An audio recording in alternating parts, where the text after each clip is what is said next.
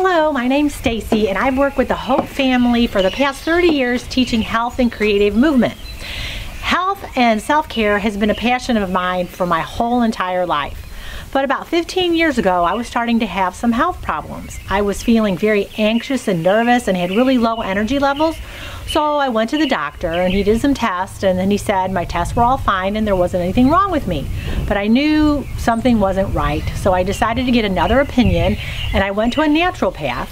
And then she told me that I was low in some trace minerals and there was a few other things that I needed to work on in my life. So by adding trace minerals into my diet, working on some breathing exercises and doing a few other things that she had given me to do, in 3 days I felt better than I had in a whole entire year.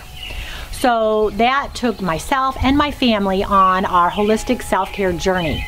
And from there, I decided to take a holistic lifestyle coaching class in Chicago just to educate myself more, because you know that saying, knowledge is power. I wanted to be my own healthcare provider, and I wanted to be the first line of defense. And through doing this, it was helping me to make the right choices in my life to make myself and my family healthier. So my husband and I decided to sell everything and move out to the country to live a more intentional life. We built a log cabin, we decided to grow our own food so we knew where our food was coming from, and to get closer to nature. Now I know a lot of you guys won't be quite as extreme as we were, but we have a saying here is, do what you can where you are. So you guys can just do what you can where you are. And consistency is the key to this, just by changing these small habits and doing small habits a little at a time. You don't have to do all this stuff all at one time, otherwise it's a little overwhelming.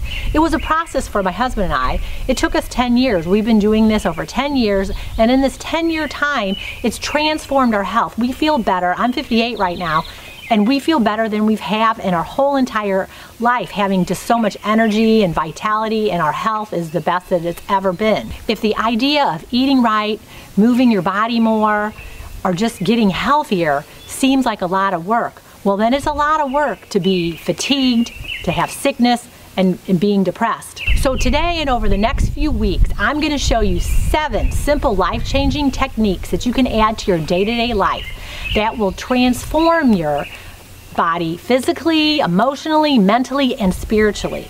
With today's current events, now is a great time that you guys can be starting and reflecting on your own personal care. So let's get started and go with our very first principle and technique that we want to talk about, and that is the food that you're putting in your body and the water that you're drinking. Pretty simple. Everyone talks about, I want to have a good diet, but it doesn't need to be rocket science. It's pretty simple. Hippocrates said, let food be your medicine, and it's so true. So when you're eating, look at your food and say, is this food going to give me life, or is it going to give me death? So look at the food. You want to eat real whole foods. If it was not here a couple hundred years ago, please don't eat it. Because if it comes in a box, it's processed food, it's been denatured, it's been heated up, there's no nutritional value. So you're going ahead and putting that hamburger helper in you or whatever you're putting in there, and you're eating it, and it's just going to take too much for your body to go ahead and digest it, to assimilate it and metabolize it, and it's not doing anything for you. So you want to eat real food. So like I said, if it was here a couple hundred years ago, then eat it. The other thing I want to talk about here is 80% of your immune system is in your gut. They call your gut your second brain. So we want to put good things in our body to keep our gut healthy. I know you guys are hearing a lot about people talking about gut health and probiotics.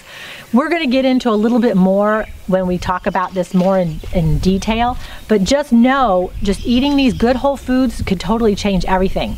And the other thing I want you to look at is about eating the rainbow. And that's not eating Skittles or M&Ms.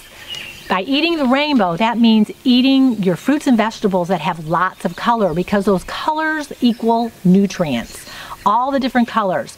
The reds, like in your tomatoes and your cherries and your raspberries. They have these wonderful antioxidants in them, and then we have like our peppers, yellow peppers, and you have papayas, things that are yellow for vitamin C and for your immune system. Then you have your purple fruits and vegetables, you have your blackberries and your blueberries, and you have your elderberries, and you have eggplant, and you have all these things in the purple colors. They have these things called anthocyanins that are like super antioxidants that are good for you. So you want all the different colors. So when you're making a salad or eating your food, make sure there's lots of color, because all those colors equal wonderful nutrition and antioxidants to help your cells in your body and to make you healthy. Now, the last thing we're going to talk about briefly is your water.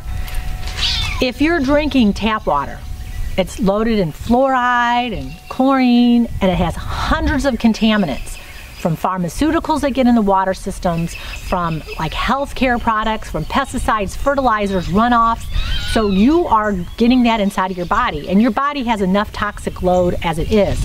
So very important, if you can change one thing, if you could get a water filter, you could get a Brita water filter or a filter for your faucet, it would be amazing. And you may often see like a lot of changes in your body if you're putting clean water into your body. So filtered water is definitely a must. So those two things, the food and water, right now, before you see me next time, think about cooking from scratch, eating whole foods, nothing from a box, nothing processed, and trying to drink some clean water. Start doing that for a while and notice if you're starting to feel better, because you don't want that toxic overload, because processed food and contaminated water is a lot of stuff to get through your body. Now, the next technique is your energy. We are a bunch of energy. The body is energy. It's electric. And I have a saying that I like to say a lot.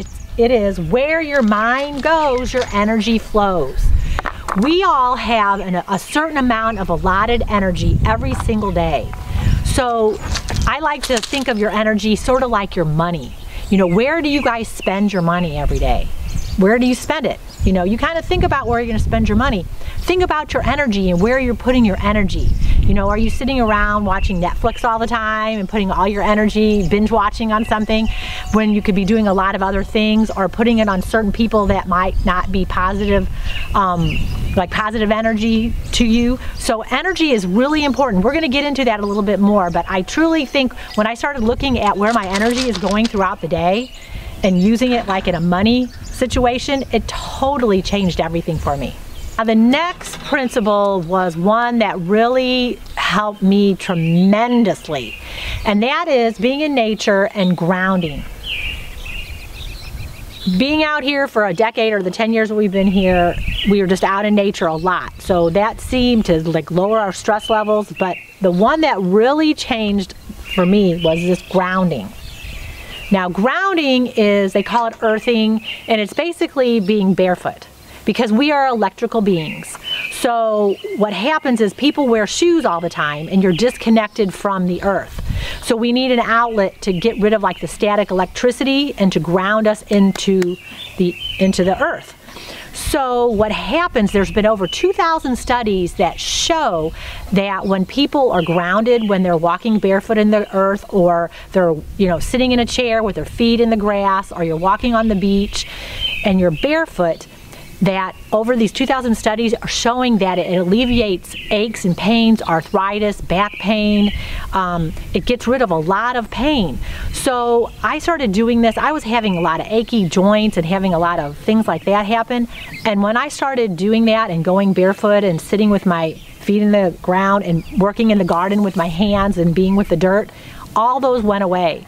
So I think it's pretty cool. So we're going to get into a lot more about that. I have a lot I want to talk to you about, but not yet. Next week or the week after. But it also reduces your stress levels by being out in nature. It helps your concentration.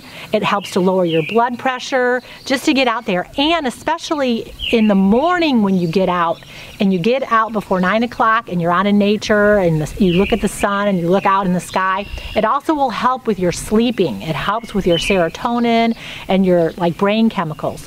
So don't like stay in your house all day and then maybe go out at noon, because that can mess up with your sleep later. It's very important to get up as the sun rises and get out so you can see the sun. All right, so that is nature and grounding. The next principle is movement. And it doesn't necessarily need to be exercise. You don't need to go to the gym. It's just to get movement. The brain regenerates with exercise. You get that oxygen in there.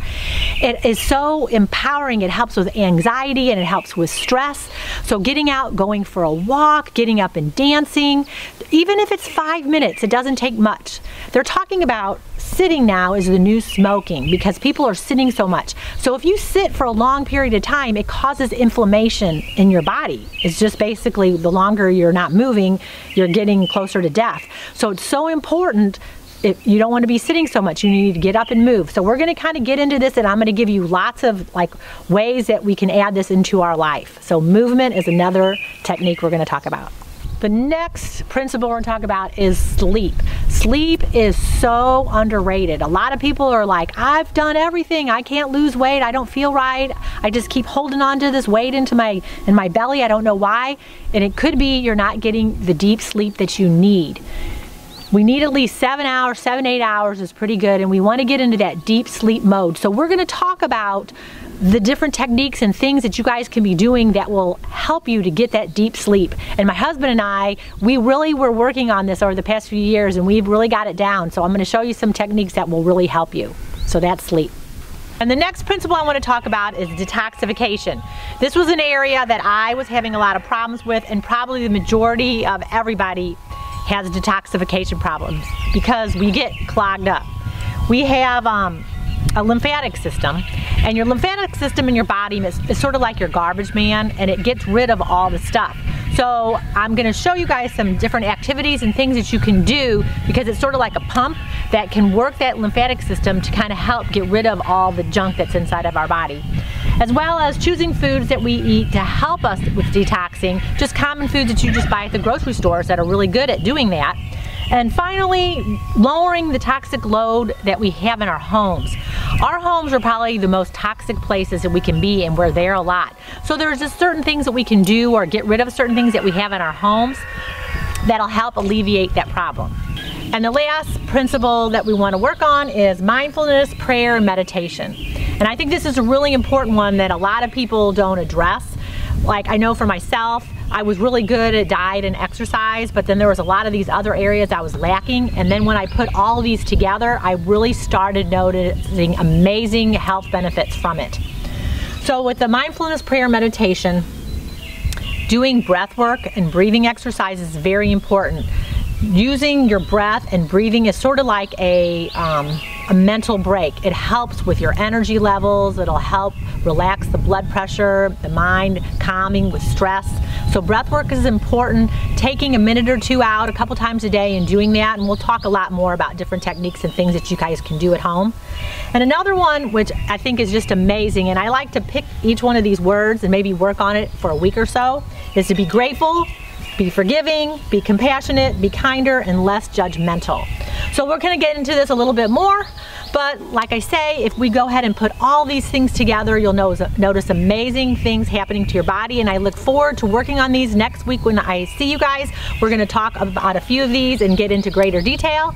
Other than that, I hope you guys have an amazing day, and I will see you next time.